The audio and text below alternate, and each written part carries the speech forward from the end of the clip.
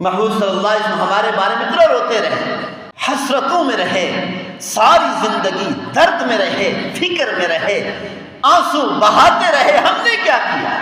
قیامت والے دن جب محبوب صلی اللہ علیہ وسلم دیکھیں گے کہ انہوں نے میرے رونے کو بھی نہیں دیکھا، میری نافرمانی کی، میری سنتوں کو اپنے گھروں سے نکال دیا، نماز کے قریب نہیں آتے تھے، میری اتباع کو چھوڑ دیا، میری سنتوں کو ذبح کر دیا، اپنے اندر سے نکال دیا، اپنے لباس سے میری سنتوں کو نکال دیا، اپنے معاشرے سے میری سنتوں کو، میری زندگی کو، میرے طریقے کو نکال دیا، اپنے گھروں سے نکال دیا، اپنی عدالتوں سے نکال دیا، ہر جگہ سے میری سنتوں کو، میرے طریقے کو نکال دیا، نافرمان بن کر میرے سامنے آ کر کھڑے ہو گئے ہیں. اس وقت کہیں گے یا ربی ان قوم اتخذوا هذا القرآن مہجورا، اے میرے پروردگار یہ میری امت کے لوگ ہیں، پکڑ ان کو سحقن سحقن سحقا، ہلاکت ہو ان کے لیے، ہلاکت ہو ان کے لیے. 3 مرتبہ پیغمبر صلی اللہ علیہ وسلم فرمائیں گے قیامت والے دن ہلاکت ہو ان لوگوں کے لیے. ان لوگوں نے میری قربانیوں کو نہیں دیکھا، میری آنسو کو نہیں دیکھا، میرے رونے کو نہیں دیکھا، میرے غم اور درد کو نہیں دیکھا، میری بھوک اور بھوک کی شدت کو نہیں دیکھا، میری پیاس کو نہیں دیکھا، میرے تڑپنے کو نہیں دیکھا، میری اولاد کے تڑپنے کو، زہر کے اندر تڑپنے کو نہیں دیکھا، میری اولاد کے سر کٹنے کو نہیں دیکھا.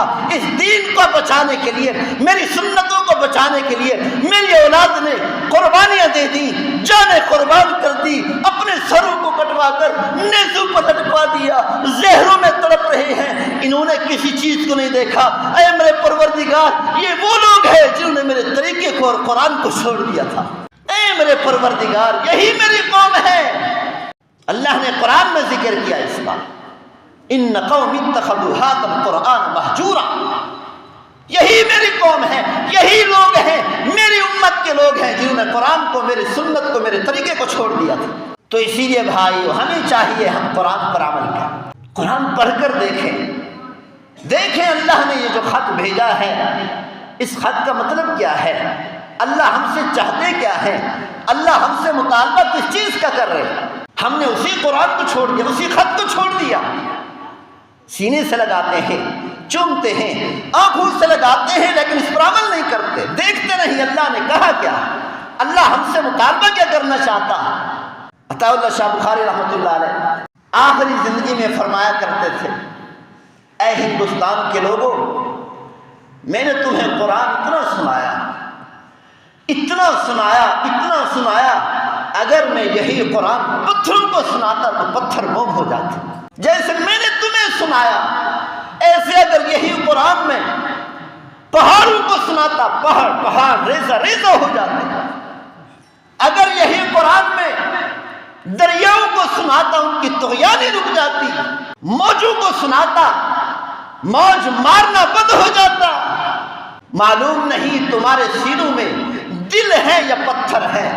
اشد قسوۃ من الحجارہ، لگتا ہے تمہارے سینوں کے اندر دلوں کی جگہ پر پتھر ہے، پتھر سے بھی زیادہ سخت ہے کہ قرآن سے بھی موم نہیں ہوتے، قرآن سن کر بھی موم نہیں ہوتے، عمل کرنے کو تیار نہیں.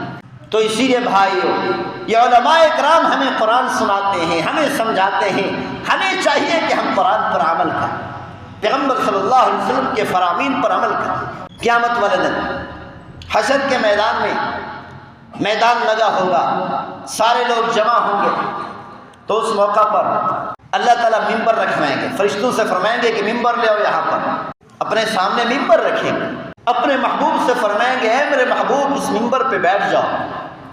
محبوب صلی اللہ علیہ وسلم بیٹھیں گے نہیں، ممبر پر ہاتھ رکھ دیں گے کہ آپ کے حکم کی نافرمانی بھی نہ ہو، فرمان بھی پورا ہو جائے، اور عرض کریں گے اے میرے پروردگار، ہاتھ جوڑ کر کہیں گے اے میرے پروردگار میں اس ممبر پر نہیں بیٹھ سکتا. کیوں؟ مجھے ڈر ہے کہ یہ ممبر مجھے اڑا کر جنت میں نہ لے جائے اور میری امت اکیلی نہ پڑ جائے حشر کے میدان. میں اس وقت تک اپنی امت کے بغیر جنت میں نہیں جا سکتا جب تک ساری امت کی میں سفارش نہ کروں. جگہ جگہ پر کھڑے ہو کر سفارش کریں گے، جگہ جگہ پر کھڑے ہو کر اپنی امت کی سفارش کریں گے. میزان پر امت آئے گی, میزان پر بھی پیغمبر صلی اللہ علیہ وسلم کھڑے ہوئے نظر آئیں گے. جب دیکھیں گے کہ میرا کوئی امتی ایسا آیا ہے اس کے گناہ زیادہ ہیں اور اس کی نیکیاں کم ہیں, ایک چھوٹا سا ٹکڑا اٹھا کر کاغذ کا اس کی نیکی کے پلڑے میں رکھ دیں گے اور نیکیوں کا پلڑا جھک جائے گا.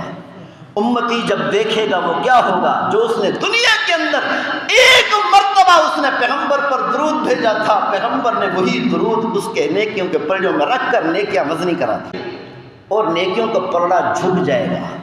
امتی جب دیکھے گا وہ کیا ہوگا, جو اس نے دنیا کے اندر ایک مرتبہ اس نے پیغمبر پر درود بھیجا تھا, پیغمبر نے وہی درود اس کے نیکیوں کے پلڑوں میں رکھ کر نیکیاں وزنی کرا دی.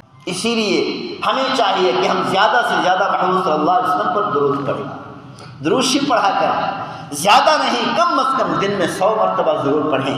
یہی درود ہمیں قیامت والے دن حشر کے میدان میں کام آئے گا. زیادہ بڑا درود نہیں پڑھ سکتے, وقت نہیں ہے. چھوٹا درود ہے جو اللہ اس کے رسول کے ہاں محبوب ترین ہے, یہ درود پڑھ لیا کریں. وصلی اللہ علی حبیبہ محمد وآلہ وسلم. وصلی اللہ, میرے ساتھ پڑھ لو ایک بار, وصلی اللہ علی حبیبہ محمد وآلہ وسلم. یہ اتنا محبوب درود ہے کہ جس نے بھی اس کو کثرت سے پڑھا بہت جلد اس کی رسول اللہ صلی اللہ علیہ وسلم کے ساتھ زیارت ہو. جس نے بھی پڑھا تجربہ ہے. اسی لیے بھائیو کہ ہمیں چاہیے کہ ہم زیادہ سے زیادہ کثرت سے یہ درود پڑھا کریں. تو بہرحال دیکھو محمود صلی اللہ علیہ وسلم ہمیں جہنم سے بچانے کے لیے کتنی پریشان ہے, کتنی غم زدہ ہے.